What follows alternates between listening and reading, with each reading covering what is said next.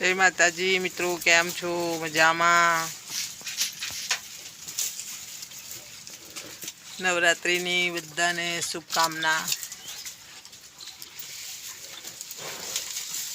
હું મારા વાડે આવી છું, મારી ગાયો પાસે થોડી વાર બેસવા. તો થયું કે ચાલ એક વિડીયો બનાવી દઉં.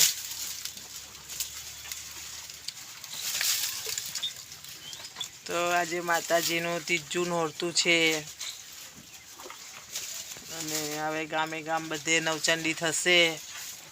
માતાજીના મંદિરે ભાગોરે અમારા ગામમાં પણ નવચંડી થવાની છે. કાલે ભાગોરે રવિવારની નવચંડી રાખી છે અમારા ગામમાં પણ. અને આજે પાછું માતાજીનું આપણા નવરાત્ર છે અને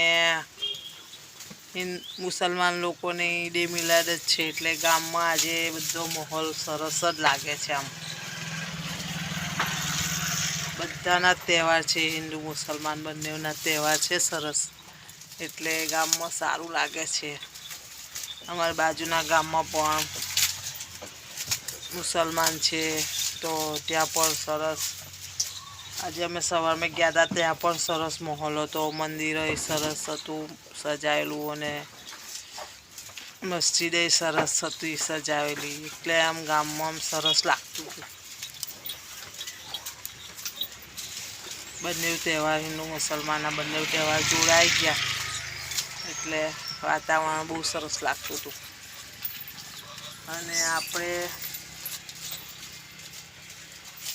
નવરાત્રિ હોય એટલે સરસ. ચૈત્ર મહિનો છે અને નવરાત્રિ છે, પણ એમાં એક બહુ મોટું વિઘન આવી ગયું કે કાલે બહુ વાવાઝોડું આવ્યું, એટલું વાવાઝોડું આવ્યું કે તમે વાત ના કરો. એટલું વાવાઝોડું આવ્યું, પતરા બધા ઉડાડી દીધા.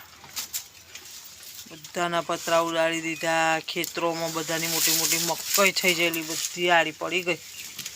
આંબાનો મળવા ગળી ગયા, બહુ લોકોના આંબાના મળવા ગળી ગયા. લોકોની કેટલી નીલગીરી ભાગી ગઈ.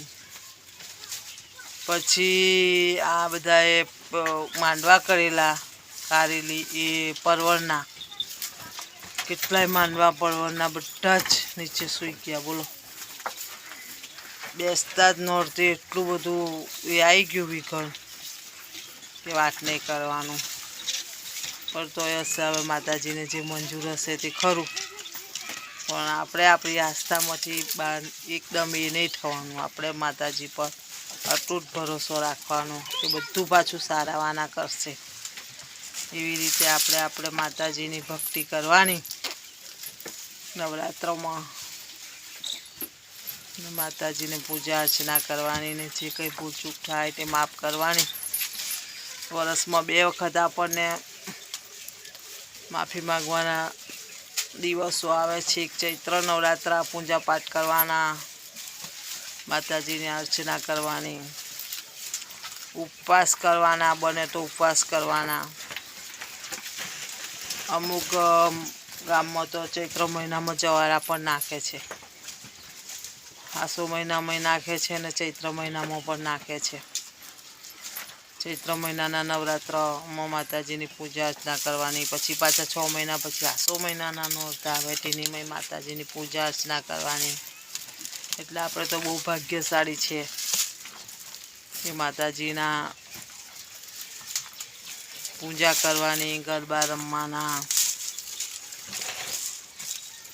અને માતાજીના આજકાલ લોકો કેટલા લોકો ચોટીલા ગયા છે. બોલો, માતાજીના દર્શન કરવાના લાભ મળે. એવી રીતે આપણે માતાજીની આસ્થા રાખવાની. અને આપણે હિન્દુ સમાજમાં દેવી દેવતાઓનું બહુ જ મહત્ત્વ છે, તો એ મહત્ત્વ આપણે રાખવાનું. અને સારી રીતે આવા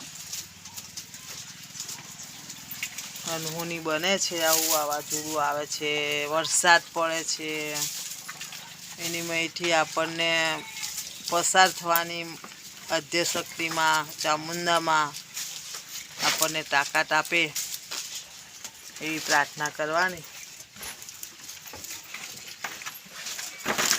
સારી રીતે આપણે આપણા તહેવાર ઉજવવાના, આપણે નવરાત્રિ ઉજવવાની.